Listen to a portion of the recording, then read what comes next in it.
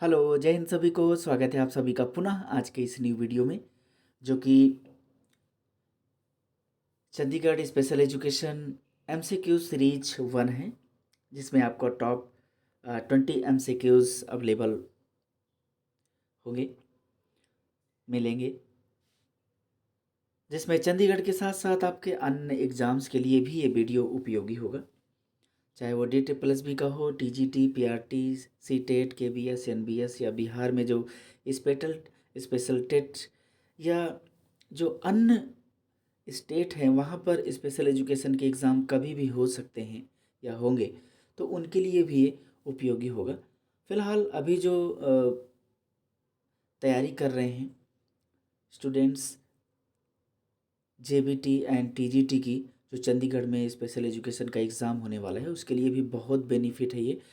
तो चलिए स्टार्ट करते हैं हम आज के इस टॉप 20 MCQs को। बहुत सारे आप लोगों में से होंगे जो चैनल पर पहली बार होंगे। वीडियो को पूरा देखिए, अच्छा लगता है तो आप सब्सक्राइब भी करिए, बेल आइकन को भी प्रेस करिए, एंड इसलिए ताकि आने वाले न्यू वीडियो का नोटिफिकेशन आपको तुरंत मिल जाए। साथ ही वीडियो को पूरा देखिए ताकि आपको डिस्क्रिप्शंस भी समझ में आए और बहुत सारे आंसर्स को आप देख सकें। एंड बहुत सारे ऐसे वीडियोज़ और भी अवेलेबल हैं जिन्हें आप देखेंगे तो आपको बहुत फ़ायदा होगा। ये केवल पहला वीडियो है जो उससे रिलेटेड है। इससे पहले बहुत सारे एमसीक्यूज़ अवेलेबल हो चुके हैं जो अन्य सभी एग्ज़ाम्स के लिए या इसके लिए भी बहुत सारे अवेलेबल होंगे। तो चलिए स्टार्ट करते हैं आज के हमारे इस पहले क्वेश्चंस को जो आपके सामने है। आज की सीरीज का जो हमारा पहला सवाल है, यूएनसीआरपीडी का व्यापक सिद्धांत क्या है जो दिव्यांग व्यक्तियों की स्वायत्तता और सक्रिय भागीदारी पर जोर देता है? हमारे पास चार ऑप्शन है। पहला, गैर भेदभाव, जिसे नॉन डिस्क्रिमिनेशन कहते हैं। ऑप्शन बी, पूर्ण एवं प्रभावी भागीदारी एवं समावेशन। ऑप्शन सी, कानून के समक्ष समान मान्यता। ऑप्शन डी, एक्सेसिबिलिटी, या जिसे यहाँ पर सरल उपयोग लिखा है, आप सुगम्यता इसे एग्जैक्ट हिंदी पढ़ सकते हैं। क्वेश्चन नंबर 1 जो हमने अभी पढ़ा, उसका जो सही जवाब है option B is the correct answer. पूर्ण एवं प्रभावी भागीदारी एवं समावेशन। गैर भेदभाव अगर होगा तो फिर मेन सिद्धांत नहीं होगा। कानून के समक्ष समान मान्यता, equal recognition before the law. सरल उपयोग, देखिए जो सबसे ज़्यादा कुछ चीज़ें होती हैं जहां हम मेन फोकस करते हैं, तो फिलहाल option B is the correct answer. कई बार हमारे पास बहुत सारे ऑप्शंस आ जाते हैं लेकिन हम अड़िग रहते हैं कि नहीं यही सही होगा। कई बार वो होता है कि चार ऑप्शंस में से जो बहुत ज़्यादा इफेक्ट करता है वो है पूर्ण एवं प्रभावी भागीदारी एवं समावेशन। क्वेश्चन नंबर 2 कहता है कि यूएनसीआरपीडी के अनुच्छेद 24 के अनुसार शिक्षा के क्षेत्र में विकलांग व्यक्तियों का क्या अधिकार है? हमारे पास चार ऑप्शन है। पहला, समावेशी शिक्षा का अधिकार। ऑप्शन बी, विशेष शिक्षा का अधिकार। ऑप्शन सी, केवल व्यावसायिक प्रशिक्षण का अधिकार। या फिर ऑप्शन डी, केवल निर्दिष्ट संस्थानों में शिक्षा का अधिकार। क्वेश्चन नंबर 2 का जो हमारा सही जवाब है option A is the correct answer, समावेशी शिक्षा का अधिकार। क्वेश्चन नंबर 3 जो आपके सामने है, बहुत सारे क्वेश्चंस हैं, आप ज़रूर बताएंगे कि आपने कितना सॉल्व किया है। आई होप आप पूरे सॉल्व कर लें। क्वेश्चन नंबर 3 जो आपके सामने है कि यूएनसीआरपीडी का कौन सा अनुच्छेद विशेष रूप से विकलांग व्यक्तियों के लिए सूचना तक पहुंच के अधिकार को संबोधित करता है? ये बहुत इंपॉर्टेंट है। क्वेश्चन नंबर 3 के लिए हमारे पास चार ऑप्शन है। ऑप्शन ए, अनुच्छेद 9 यानी कि आर्टिकल 9। ऑप्शन बी, अनुच्छेद 21 यानी कि आर्टिकल 21। ऑप्शन सी, अनुच्छेद 24 यानी कि आर्टिकल 24। या फिर ऑप्शन डी, अनुच्छेद 30 यानी कि आर्टिकल 30। क्वेश्चन नंबर 3 का जो हमारा सही जवाब है option B is the correct answer, 21। ये जो अनुच्छेद 21 है, 21 है, ये इस बात की बात करता है जो दिव्यांग व्यक्ति हैं उनके लिए सूचना तक पहुंच के अधिकारों को संबोधित करता है। क्वेश्चन नंबर 4 जो आपके सामने है, यूएनसीआरपीडी के अनुसार विकलांग व्यक्तियों को प्रभावित करने वाले मुद्दों से संबंधित निर्णय लेने की प्रक्रियाओं में उनकी क्या भूमिका है? हमारे पास चार ऑप्शन है। पहला, केवल परामर्श। ऑप्शन बी, केवल सूचित सहमति। ऑप्शन सी, सक्रिय भागीदारी एवं सहभागिता। ऑप्शन डी, निर्णय लेने में कोई भूमिका नहीं। क्वेश्चन नंबर 4 का जो हमारा सही जवाब है, option C is the correct answer. सक्रिय भागीदारी एवं सहभागिता ये मुख्य भूमिका है। क्वेश्चन नंबर 5 जो आपके सामने है,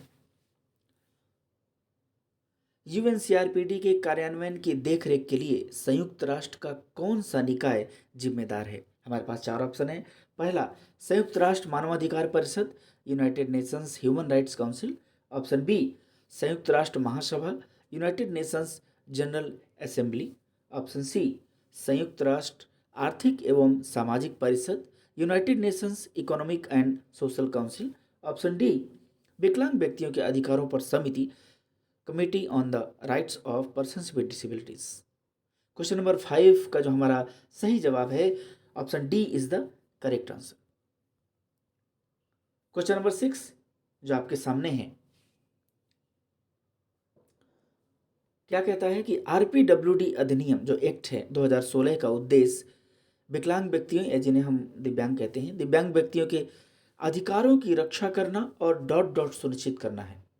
हमारे पास चार ऑप्शन है। ऑप्शन ए, कल्याण यानी कि वेलफेयर। ऑप्शन बी, सशक्तिकरण यानी कि एम्पावरमेंट। ऑप्शन सी, भेदभाव यानी कि डिस्क्रिमिनेशन। ऑप्शन डी, बहिष्करण यानी कि एक्सक्लूजन। क्वेश्चन नंबर 6 का जो हमारा सही जवाब है, option B is the correct answer. सशक्तिकरण की बात करता है, जो रक्षा और सशक्तिकरण करता है। ये होने से ऑटोमेटिकली कल्याण भी हो जाता है। देखिए, भेदभाव को सुनिश्चित नहीं करता, एक्सक्लूजन बिल्कुल नहीं हटाता। क्वेश्चन नंबर 7 जो आपके सामने है, कहता है आरपीडब्ल्यूडी अधिनियम 2016 का प्राथमिक उद्देश्य क्या है? हमारे पास चार ऑप्शन है और इन्हीं ऑप्शन में हमें एक सही लगाना है। ऑप्शन ए, अलगाव यानी कि आइसोलेशन। ऑप्शन बी, कलंक लगाना यानी कि सिग्माटाइजेशन। ऑप्शन सी, एकीकरण यानी कि इंटीग्रेशन। ऑप्शन डी, पृथक्करण यानी कि सेग्रीगेशन। क्वेश्चन नंबर 7 का जो हमारा सही जवाब है, option C is the correct answer. एकीकरण, इंटीग्रेशन पर जोर देता है, अलगाव की बात नहीं करता है, क्योंकि इंक्लूजन को फोकस करना मुख्य जिम्मेदारी है। क्वेश्चन नंबर 8 क्या कहता है? आरपीडब्ल्यूडी अधिनियम 2016 आदेश देता है कि सार्वजनिक भवनों और स्थानों को डॉट डॉट तरीके का सुलभ बनाया जाना चाहिए। कैसा होना चाहिए? हमारे पास चार ऑप्शन है। पहला, आर्थिक रूप से, इकोनॉमिकली रूप से, सामाजिक रूप से यानी कि सोशली, या फिर ऑप्शन सी, शारीरिक रूप से या फिजिकली, या फिर ऑप्शन डी, सांस्कृतिक रूप से, जिसे हम कल्चरली कहते हैं। क्वेश्चन नंबर 8 का 8वां का जो हमारा सही जवाब है, option C is the correct answer. Physically रूप से भवनों को बेहतर बनाया जाए, एक्सेसिबल बनाया जाए, जिससे आने जाने में आसानी हो सके। क्वेश्चन नंबर 9 जो आपके सामने है, ऐसे भी सवाल आ सकते हैं, कई तरीके के सवाल बन सकते हैं। क्वेश्चन नंबर 9 क्या कहता है कि निम्नलिखित को कानून बनने वाले आरपीडब्ल्यूडी अधिनियम 2016 के सही कालानुक्रमिक क्रम में व्यवस्थित करें। हमारे पास कुछ क्रम हैं, जैसे कि पहला है राष्ट्रपति की सहमति, दूसरा है संसद में परिचय, तीसरा है लोकसभा में पारित होना, चौथा है राज्यसभा में पारित होना। तो इनमें से कौन सा पहले आएगा, फिर दूसरा आएगा, फिर तीसरा आएगा? तो क्वेश्चन नंबर 9 का जो हमारा सही जवाब है, option A is the correct answer. यानी कि पहले दूसरा होगा, संसद में परिचय, फिर लोकसभा में, फिर राज्यसभा में, फिर राष्ट्रपति की सहमति हो जाएगी। हम देखते हैं क्वेश्चन नंबर 10 आपके सामने है। क्या कहता है कि आरपीडब्ल्यूडी अधिनियम 2016 विकलांग व्यक्तियों के या दिव्यांग व्यक्तियों के डॉट डॉट गतिविधियों को के अधिकार को मान्यता देता है। ऐसे कौन कौन से अधिकार है जिनको मान्यता देता है? हमारे पास चार ऑप्शन है। पहला, मनोरंजन या मनोरंजक, रिक्रिएशनल। ऑप्शन बी, सांस्कृतिक यानी कल्चरल। ऑप्शन सी, सामाजिक यानी कि सोशल, या फिर ऑप्शन डी, उपरोक्त सभी, all of the above. Question number 10 का जो सही जवाब है, option D is the correct answer. Question number 11 देखते हैं, 11वां प्रश्न जो आपके सामने है कि CWSN जो चिल्ड्रन विद स्पेशल नीड्स होते हैं उनके लिए राष्ट्रीय नीति 2006 का उद्देश्य विशेष आवश्यकता वाले बच्चों को समग्र विकास के लिए डॉट डॉट अवसर सुनिश्चित करना है। हमारे पास चार ऑप्शन है। पहला सीमित यानी कि लिमिटेड अवसर, ऑप्शन बी बराबर यानी कि इक्वल, ऑप्शन सी अलग किया गया यानी कि सेग्रीगेटेड, ऑप्शन डी विशेष यानी कि एक्सक्लूसिव। यहाँ पर विशेष का मतलब स्पेशल से है, नॉट एक्सक्लूसिव। तो क्वेश्चन नंबर जो 11 है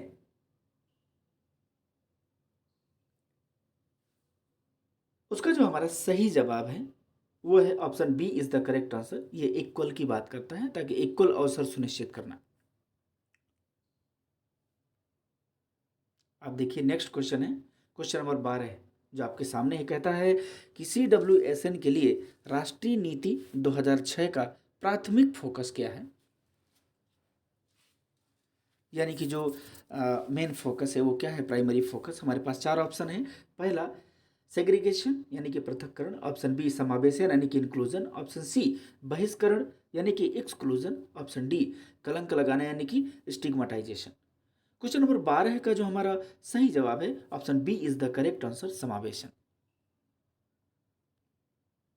क्वेश्चन नंबर 13, 13वां प्रश्न जो आपके सामने है। CWSN जो चिल्ड्रन विद स्पेशल नीड्स होते हैं उनकी राष्ट्रीय नीति 2006 विशेष आवश्यकता वाले बच्चों के लिए मौलिक अधिकार के रूप में डॉट डॉट के महत्व की वकालत करती है, जो उनके लिए लगता है कि अगर ये बहुत महत्वपूर्ण है। हमारे पास चार ऑप्शन है। पहला शीघ्र पहचान यानी कि अर्ली आइडेंटिफिकेशन, ऑप्शन बी विशेषज्ञता यानी कि स्पेशलाइजेशन, ऑप्शन सी मानकीकरण यानी कि स्टैंडर्डाइजेशन, ऑप्शन डी पृथक्करण यानी कि सिग्रीगेशन। क्वेश्चन नंबर 13वां का जो हमारा सही जवाब है option A is the correct answer, early identification. क्योंकि जब तक ये नहीं होगा आगे की प्रक्रिया बहुत सारी चीजें रुक जाती हैं। क्वेश्चन नंबर 14 जो आपके सामने है।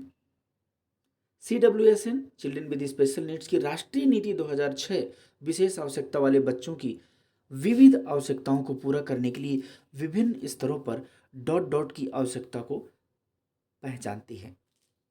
हमारे पास चार ऑप्शन है।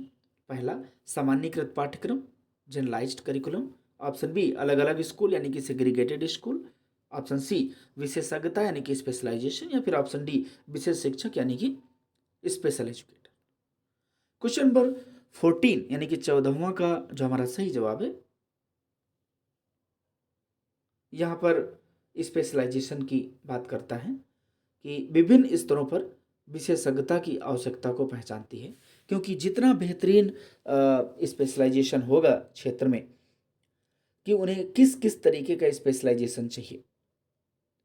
मान लीजिए विशेष शिक्षक किसी एक क्षेत्र का हो सकता है, लेकिन विभिन्न स्तरों के लिए स्पेशलाइजेशन की आवश्यकता की पहचान करती है। ये खास करके जो राष्ट्रीय नीति है दिव्यांगजनों के लिए 2006 की बात करती है। क्वेश्चन नंबर 15, 15वां प्रश्न है, थोड़ा इसको छोटा करते हैं। ये सवाल जो आपके सामने है 15वां सवाल, CWSN जो चिल्ड्रन विद स्पेशल नीड्स हैं उनके लिए राष्ट्रीय नीति 2006 के कार्यान्वयन निम्नलिखित चरणों को सही क्रम में व्यवस्थित करें। हमारे पास चार चरण हैं। पहला है पहचान एवं मूल्यांकन, आइडेंटिफिकेशन एंड असेसमेंट या इवेल्युएशन जिसे हम कहते हैं। दूसरा शीघ्र हस्तक्षेप, तीसरा सहायता एवं उपकरणों का प्रावधान, चौथा समावेशी शिक्षा। क्वेश्चन नंबर 15वां का जो हमारा सही जवाब है option A is the correct answer, 1 2 3 4 यानी कि चारों सीरियल से हैं वो व्यवस्थित क्रम है। क्वेश्चन नंबर 16, राष्ट्रीय न्यास अधिनियम 1999 का प्राथमिक उद्देश्य क्या है। देखिए जितने भी क्वेश्चन हैं ये सब आपके सिलेबस के अकॉर्डिंग है और हम कोशिश करेंगे कि सिलेबस के अकॉर्डिंग ही MCQs ले ताकि आपको कवर करें। 16वां प्रश्न जो आपके सामने है, राष्ट्रीय न्यास अधिनियम 1999 का प्राथमिक उद्देश्य क्या है। हमारे पास चार ऑप्शन हैं। पहला वन्यजीव संरक्षण, ऑप्शन बी ऐतिहासिक स्मारकों का संरक्षण, option C autism, cerebral palsy, बौद्धिक विकलांगता और बहु विकलांगता वाले व्यक्तियों का कल्याण, या फिर ऑप्शन डी, भारत में खेलों को बढ़ावा देना। क्वेश्चन नंबर 16 का जो हमारा सही जवाब है option C is the correct answer, क्योंकि ये जो अधिनियम है इन्हीं 4 दिव्यांगताओं के लिए काम करता है। क्वेश्चन नंबर 17, 17वां प्रश्न जो आपके सामने है, 17वां